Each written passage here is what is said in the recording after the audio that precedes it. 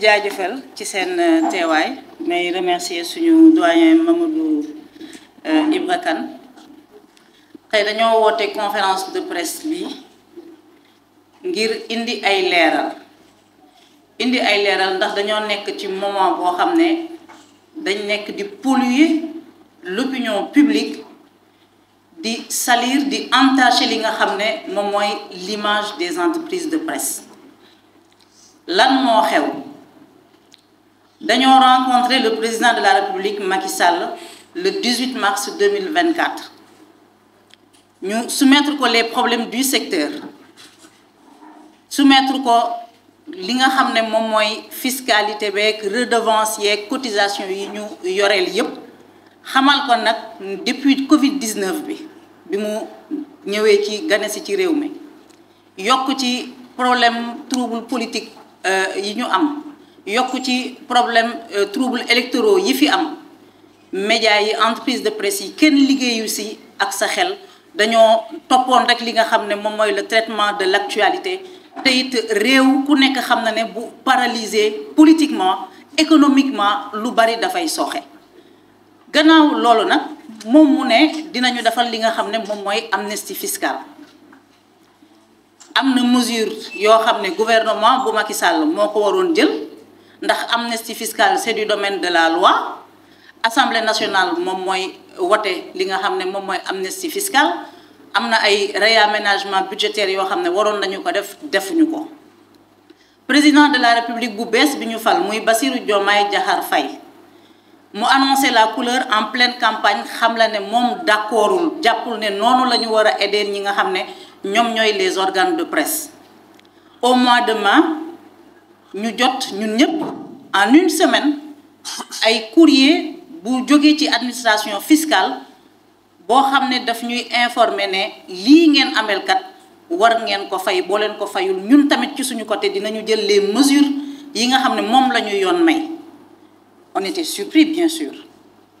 parce que l'État dañoo jàppoon ne l'État c'est une continuité bi ñu amee surprise boobu fesal nañu ko mais on n'a pas dit que waaw ñun waruñu fay baaloon nañu ko ndax xam nañu ne baal impôt du président de la République mooy toog rek matérialiser ko ñu bari ci ñun ba loolu amee dem nañu prendre le contact de l'administration fiscale ngir xool nan la ñuy régler problème bi parce que c'est le droit du président de la République mu ne moom giseewul nii loolu dañ ko koy nangul mais alors qu'on pensait avoir fait les contacts qu'il fallait ba nga xam ne war nañ ñoo mën a permettre voie légale yi am ndax impôt ñun yàgg nañu ci mbiru impôt boo amee impôt dette fiscale parfois sa entreprise elle ne se porte pas bien mais da ngay dem il y a des voies légales il y a des moratoires waxtaan ak l'administration des impôts ñu bari ci ñun def nañu ko alors qu'on pensait que ñu ngi duggaat ci circuit de normalisation avec l'administration fiscale ñu xëy ñu commencé di tëj les comptes bancaires des entreprises de presse en série et à partir de ce moment on ne nous a pas donné l'occasion d'user de ces voies légales yoo xam ne loi bi moom moo ñu ko may lii moo indi problème bi mais du ne ñun dañoo bañ a fay impôt on essaye de se soustraire aucune entreprise dans ce pays-là ne peut se soustraire mais boo amee dette fiscale nga reconnaître ko wala reconnaître ko mu am taxation d'office mu am pénalité war nga mën a dem ci administration fiscale ngeen waxtaan ba juboo boo leen juboowee nga ne ko man kat lii laa mën a fay am na ñoo xam ne amoon nañu loolu yëpp dañu ko remettre en cause ñu jël nag tàmbali jël débat bi bëgguñoo diaboliser di naan dañoo bëgg a bañ a fay impôt ñu jël un chiffre fourre-tout de 40 milliards ni ñun loolu la ñu amee ci impôt ameewuñu loolu ci impôt li ñu amee ci impôt 13 milliards la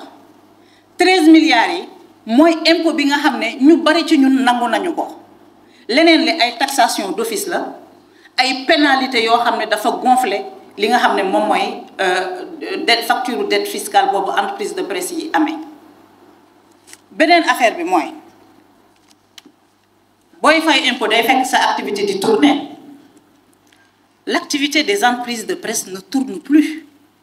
on avait compris bi ñu jógee ci alternance on comprend mbir mi dafay ralentir ñun ñëpp dañuy dem di wax suñuy partenaire ne situation bi yombul actuellement may leen ñu temps mais beneen problème bi ñëw tegu si et li nga xam ne moom moo ci gën a metti mooy ne tey benn entreprise de presse mënul dem fayeeku bor bi ko ay structure état amel te yéen ñëpp xam ngeen ne fii ci Sénégal assiette publicitaire bi téeméer boo jël juróom-ñetti fukk ya état moom moo koy joxe à travers ses structures publiques et parapubliques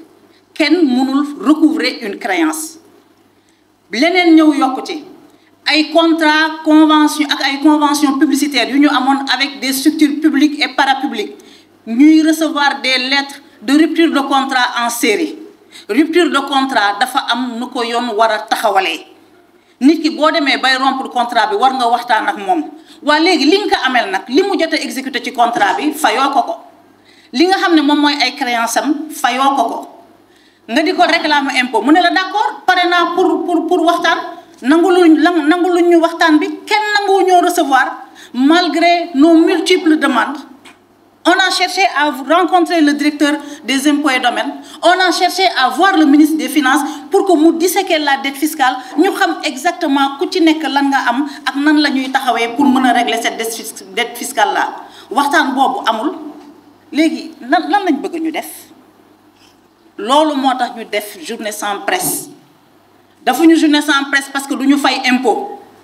dañoo def journée sans presse pour alerter ci mesure draconienne yi nga xam ne dañu ko teg les entreprises de presse mu dem ba étouffer ñu amuñu benn rentrée d'argent li ñuy grignoter sur la publicité concernant le privé mënul matal li nga xam ne moom mooy jël en charge suñu fonctionnement ak nu mu tudd suñuy charge de salaire suñuy charge de fonctionnement lii mooy problème bi du waxu impôt waxuñu ne duñu fay impôt kenn mënul ñun on n'est pas au-dessus de la loi ba pare beneen affaire bi ma comprendre pourquoi ñu ñëw taxaw sur le secteur de la presse pendant que dans le secteur minier état am na ay entreprises yu ko fa amal 200 milliards am na ay entreprises yu amee ñoom kese 39 milliards 50 milliards de dette fiscale bu ñu jëlee bu ñuy def les rapports d'évaluation sur le paiement de la dette fiscale état mu ngi nekk ci 15e secteur bi nga xam ne en termes de non-conformité 15e secteur tous ces secteurs là ñu bàyyi leen dama juum la presse tous ces secteurs là ñu bàyyi leen bu fekkee ne l'État dafa bëgg a recouvrer xaalisam on est d'accord on doit payer mais nañ ñu tëjil les voies de recours légal yi ñu am te it ñu bañ a joxe l'impression que dañuy acharné wu ci secteur de la presse ndaxte du ñun rek ñoo amee impôt boo ñu amelee xaalis fay ñu ko bul jël suñuy contrat nga rompre ko te waxuñu nan ngay fayee contrat yooyu lii mooy problème bi du leneen bu ñu ko déplacé léegi nag dañoo def journée sans presse très bien suivi ñu rafetlu ko remercier ñi nga xam ne ñoom ñooy suñuy confrères pour leur solidarité corporative ndax kat am na ci entreprise yoo xam ne ñoom xëy na amuñu dette fiscale xëy na yoruñu facture bi yenn entreprise yi di am ñooñu ñëpp dañoo solidariser wu wane ne c'est un combat de corporation et non un combat politique nous ne sommes pas en train de dérouler un agenda politique dañu nekk di défendre suñu droit ñun en tant que patronat à investir à créer de la richesse et à voir nos entreprises s'épanouir. Et dans nos entreprises, il y a les reporters, il y a les techniciens de l'information et de la communication.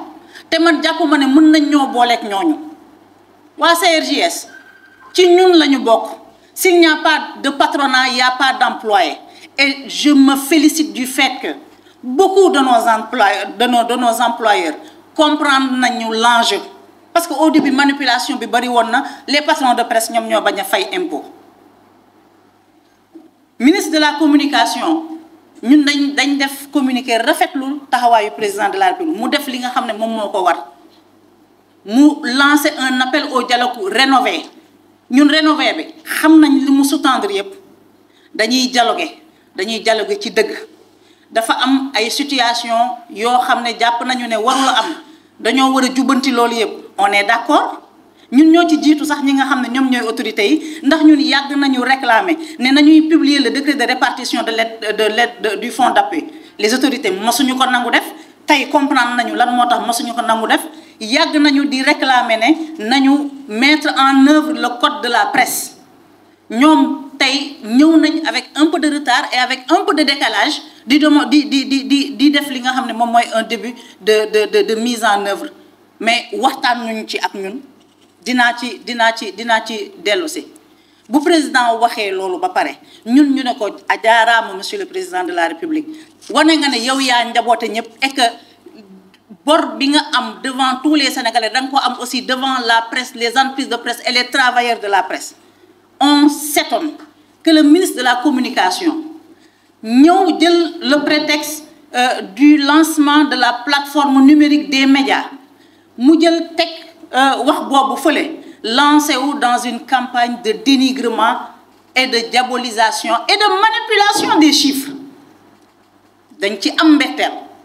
boo nekkee kilifa wu secteur boobu bu ñu amee jàmbat am lu leen metti yow yaa leen war a woo nga waxtaan ak ñoom wut solution man mosuma gis un ministre de tutelle bu ñëw jël benn pàcc bi gën a am importance ci secteur bi muy contrôler di leen jéem a sànni à la vindicte populaire di leen jéem a manipuler l'opinion di ñu diaboliser chiffres yu mu joxe concernant la dette fiscale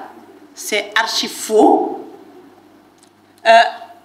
bu ñuy jéem a naan diw amee na lii dañu bëgg a jaxase ñun on est dans un combat de corporation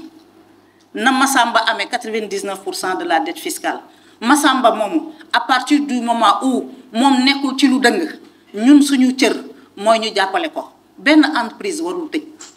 benn entreprise warul fay quels que soient les problèmes dañoo war a nekk ci wetam 40 milliards yi mu joxe ameewuñu 40 milliards la dette fiscale se chiffre à 13 milliards am na entreprise yoo xam ne dañ leen teg ay pénalités dañ leen def taxation d'office nañ leen may la possibilité ñu dem waxtaan ak le service des impôts ba mën a xam ñoom nan la ñuy defee face à cette dette fiscale là moom chiffre yi mu joxe ci li nga xam ne moom mooy aide à la presse bi et rafetul nga gis koo xam ne kilifa la nga doon xaar ci moom ay solution di xaar ci moom yaakaar nga gis ko muy procéder à de petites manipulations dem jël un groupe de 10 entreprises de presse génn ñenn ñi def ay omission exprès def ay classement am bëgg na nit ñi waaw ñoom ñu ngi yuuxu di wax mais état daf leen di jox deniers publics mais fonds d'appui dañ ko wote loi moo ñu jagleel ne entreprise de presse yi dañuy bénéficier du fonds d'appui est-ce que ñoom mën nañu xayma ñun suñu rôle ci pàccu réew mi yépp ci démocratie ci éducation ci sensibilisation ci bonne gouvernance ci vulgariser les politiques publiques ci li nga xam ne moom mooy suñu cadre état de droit kenn mënu koo xayma moom ministre de la communication ba muy wax daf ñu doon dénigrer bu ñu neexoon bu ñu amul woon une haute idée de notre métier duñu ko permettre mu utiliser suñuy canaux de communication communiquer ba waxam jóg kaw dañoo xam li ñu war xam li sous-tendre li nga xam ne moom moo sous-tendre suñu métier dañu ko jox parole moom saay bu génnee muy moom ak ñeneen ñëpp dañ leen di topp 1 franc joxuñ ñu ko état du Sénégal bu ne daf ñuy allouer aide à la presse suñu xaalis la c'est notre dû et ce dû là dañ ci jël 800 millions yóbbu ko dans d'autres secteurs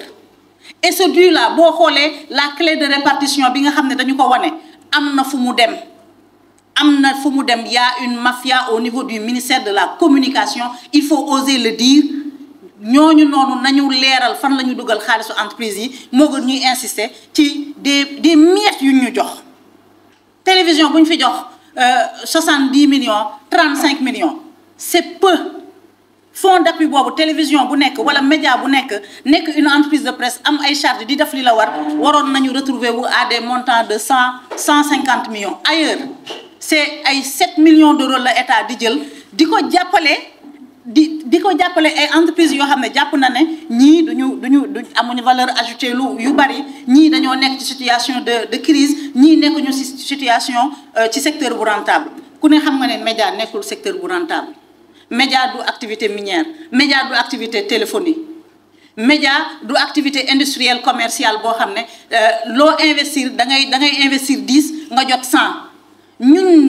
ñooy secteur bi nga xam ne on agit par noblesse on investit pour informer les Sénégalais on a tous investi pour couvrir cette campagne électorale là il y a pas un seul candidat boo xam ne daf ñu fay couverture yi ñu ko defal balaa campagne bi cette crise là amul kenn koo xam ne danga ñu fay foo bëgg a waxee ñu ñëw taxaw jox la suñuy micro loolu mooy délégation de service public. Pourtant service média public ya koy def dañuy am des subventions de l'ordre de 10 milliards dañuy am la part belle dans les conventions publicitaires ñun loolu yëpp amuñu ko ci. Donc dafa laaj ñu taxaw xoolaat ni ñuy réorganiser ce secteur là li ñu doon xaar ci ministre de la communication au lieu de verser dans des manipulations vaines et inutiles mooy mu waxtaan ak ñun ci nan la ñuy demee de l'avant. On l'a rencontré, il ne nous a jamais dit li fi daan am dootu fi amati. La rencontre s'est tenue dans une ambiance bon enfant. On a même apprécié sa posture. mosuñoo wax comme li mu wax RTS ne daf ñu doon wax ne kenn dootu fi jóge di dem di rencontrer président de la République. Non, ñun bu ñu bëggee rencontrer président de la République on est un patronat. Le président de la République daf ñu war a rencontrer bind nañu ko ay demande d'audience. C'est le président de la République, il a 18 millions de Sénégalais yu muy gérer. On attend et on ne désespère pas. Bu ñu bëggee rencontrer premier ministre du Sénégal c'est notre droit. moom tamit terewul ñun dem nañu rencontrer ko mais lam ñu wax la jóge ci réunion ba yëpp matérialisé aussi dara. Le ministre ne nous a jamais dit indil leen ma seen chiffre aide à la presse. On n'en a jamais débattu. dañoo wax ak moom mu wane une bonne volonté mu wane une ouverture et on avait apprécié. Et cette posture dafa wute loolu ak posture bi nga xam ne moom amoon na ko. beneen affaire bi état dafa am ay services yu crédible yu compétent. boo nekkee ministre nga dem bay communiquer le travail qu'il a fait par la suite concernant le fonds d'appui parce que par la suite ñëw na joxe des données exhaustives mënoon na commencer noonu bañ a rek contenté wu de chiffres manipulés pour jeter des médias à la vindicte populaire. beneen bi mooy le rapport qu'il brandit en disant que ça mérite une année sans presse. C'est pas à lui de déterminer qu'est-ce qui mérite une année sans presse. Ñun ñooy les acteurs. Ce rapport-là il est obsolète, il est caduc. Il a été fait il y a 2 ans. Et les chiffres contenus dans ce rapport-là ne sont pas conformes. Juste un exemple. On dit, carte de presse, ci rapport bi, 217, c'est 217 non 217 journalistes, 217 journalistes yu ñu recensé, ñoom ñoo am carte de presse. Aujourd'hui, on est à 2128. La Commission nationale de carte de la presse dafa bloqué. Faute de moyens, pourtant il y a plus de 5000 demandes qui dorment. Ministre de la communication bu demee bay communiquer dafa war a communiquer ci ay chiffres yoo xam ne yu wéer la. Mënoo jël un rapport boo xam ne ay ndaw dañu koo def ngir waxtaanee seen secteur mu doon une très bonne initiative mais un rapport qui date d'il y a 2 ans nga bëgg ko brandir pour nous diaboliser. On est tous d'accord. Entreprise de presse yi dañoo war di conformer wu. On doit être des exemples loolu du débat bi mais entreprise la état peine bi muy jël aujourd'hui ci conformer ci réguler ci organiser entreprise de presse yi on applaudit on est d'accord et on soutient la démarche de l'état mais nañu ko def ci waxtaan ak ci dëgg ñun loolu lañu koy laaj. beneen affaire bi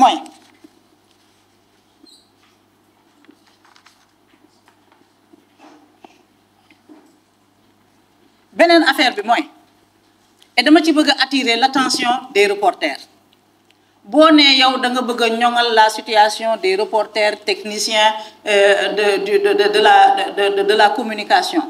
techniciens acteurs de la communication maanaam ñi nga xam ne ñoom ñoo composer les entreprises de presse. Mais est-ce que yow mën nga ñëw reporter bu nekk nga jox ko xaalis mënoo ko boo bëggee ñoŋal situation reporter yi te mu doon lu dëggu ci yow da nga koy jaarale ci entreprise de presse yi. Ni yeneen secteurs yi bénéficier d'une fiscalité favorable d'une fiscalité particulière ñi yeneen secteurs yi bénéficier d'accompagnement de l'État bu ñuy investir ñi yeneen secteurs yi bénéficier de la politique d'accompagnement de l'État da ngay ñëw nga jël say services nga mettre leen au service de ces entreprises de presse là ba pare nag boo defee li la war ba pare tegal nga ñu li ñu war a tegal yépp nga ne ñu nag lii mooy critères yi pour bénéficier de ça entreprise bu ko remplirul doo mën a bénéficier de tel avantage doo mën a bénéficier de telle facilité bu boobaa amul patronat buy taxaw wala amul syndicat buy taxaw di la jàppale dans l'illégalité boo defee li la war yëpp nga ne convention bi da ngeen koy convention collective bi entreprise bu ko respecté wul par exemple du ma ko jox ci fonds d'appui bi entreprise bu amul quitus fiscal et quitus fiscal bi ci critères yi la bokkoon du ma la jox fonds d'appui et c'est noté sur 5 entreprise boo xam ne tu n'es pas à jour de tes cotisations sociales doo mën a bénéficier par exemple du fonds de garantie dans d'autres États dañoo mettre en place même un fonds de garantie destiné à la presse boo nekkee média à la fin du mois si tu as des problèmes pour recouvrer ton argent da ngay dem ci fonds de garantie boobu nga leb xaalis nga fay say salaire à temps et puis tu as 45 jours pour payer loolu yëpp ay solution loolu yoo xam ne ki nga xam ne moom moo ci mën a agir muy son excellence le président de la république bu ñu daje woon ak moom daañu ci waxtaan ak moom ministre de la communication nag mooy suñu tutelle am nañu beaucoup de respect pour lui mais manipulation yii muy def bu ko continuer def ñun dinañu dem ba opérer un droit de retrait en ce qui le concerne parce que mënuñu am un interlocuteur boo xam ne ñun dañu koy jox cëram bu bëggee wax ñu tëjil ko suñuy antenne te duñu manipuler ses propos ñun bu ñu waxtaanee ak moom ci sutura moom mu génn di ñu diaboliser jël suñu ay données personnelles di ko publier. On n'a jamais dit dañ ne transparence on est d'accord ñun mënuñu nekk des journalistes diffuser un peu partout après ñu ne fonds d'appui bi li ñu leen si jox bu leen ko publier non il n'est pas question de ça nous on a toujours dit publier leen man taxaw naa ci plateau yu bari ma ne man lii lañ ma jox ñun nëbbatuwuñu mais données personnelles entreprise amoo droit di ko génne il a publié des documents avec nos comptes bancaires même concernant la fiscalité le secret fiscal dafa amuloo droit ñëw di weer ay entreprise bokkul ak le devoir l'exigence de transparence beneen bi mooy tey service état boo dem di waxtaan ak ñoom xam nga lu ñuy def da ngay bind lettre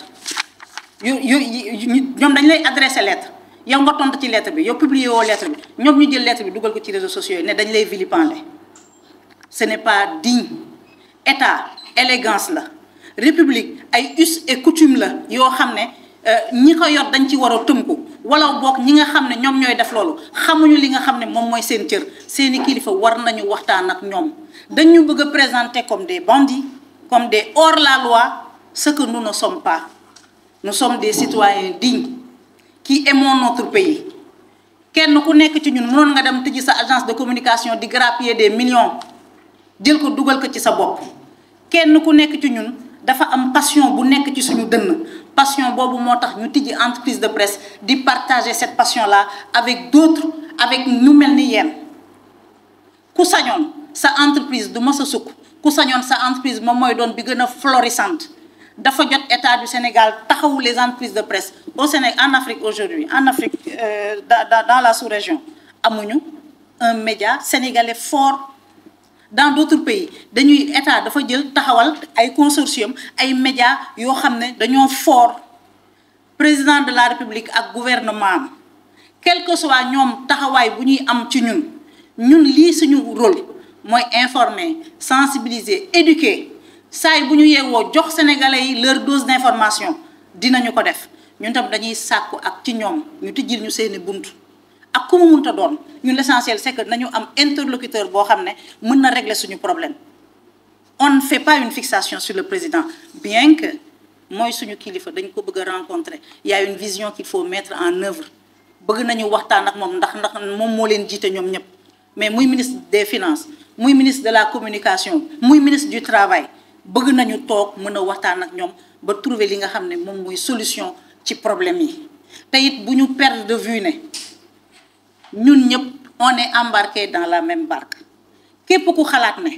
boo fragiliser l'entreprise de presse wala képp ku jàpp ne c'est un combat du patronat yaa ngi nax sa bopp am na situation yoo xam ne dañuy li ñuy xeex ni yëpp c'est pour ne pas en arriver à cela li ñuy xeex ni yëpp di yëglu di wax ak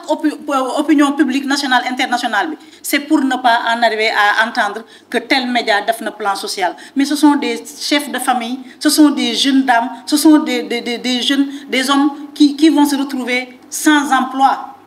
te secteur média mooy secteur bi nga xam ne da ngay gàddu loo mënul xam ngeen bu baax li may wax da ngay nekk di recruter nit ñëw ci sa entreprise def fa stage mu am yenn qualité yi nga gàddu parfois ñun li ñuy def humanitaire sax gëwuma ndax yeneen secteurs yi dinañ ko def. dañuy former dañuy accompagner dañuy yar dañuy yee dañuy yiir c'est un secteur boo xam ne noblesse dafa sous-tendre suñuy action gouvernement bu président de la République daf ñu war a taxawu jàppale ñu. et encore une fois que personne ne vous fasse croire que ñun dañu nekk di exécuter les plans de lutte politique de quelqu'un. ñun li ñu ñor mooy la viabilité de nos entreprises li ñu ñor mooy bu weer bi deewee ñu mën a def face à nos cotisations à nos salaires à nos charges de fonctionnement et que ñu mën a am lu ñu investir loolu rek moo ñu ñor leneen ñoruñu gis nga jour bu ñoom bu ñu tëjee seeni buntu waxtaan ak ñun ñu trouver une solution kenn duñu dégg buñ dinañu mën a waxtaanee yeneen pàcc yi nga xam ne dafa yitteel li nga xam ne moom mooy suñu secteur. Le ministre de la communication dafa def une erreur d'approche ministre de la communication warul nekk di déglu ay nit yoo xam ne xamuñu bu baax le secteur de la presse di ko jëlloo yenn décisions yi di ko jëlloo yenn postures yi ça ne l'honore pas et dañu koy rappeler une fois dañu koy tàllalaat loxo bëgg nañu waxtaan ak moom li muy wax yëpp plateforme bi ba mu koy publier waxtaanul ak ñun. bu waxtaanoon ak ñun dina respecter les dispositions du code de la presse parce que bari na ay termes yoo xam ne ñoom moom la ñuy utiliser ce sont des termes obsolètes on ne parle plus d'organes de presse on parle d'entreprise de presse ba muy xëy di publier une plateforme des médias mënoon na ci waxtaan ak ñun concernant les enregistrements des entreprises de presse en 2022 il y a eu d'âpres négociations entre le CNRA, le ministère et les entreprises de presse pour nous signer des conventions et des cahiers de charges. Toutes les entreprises de presse qui ont sacrifié à ce rituel-là sont déjà enregistrées. Qu'est-ce que tout cela cache?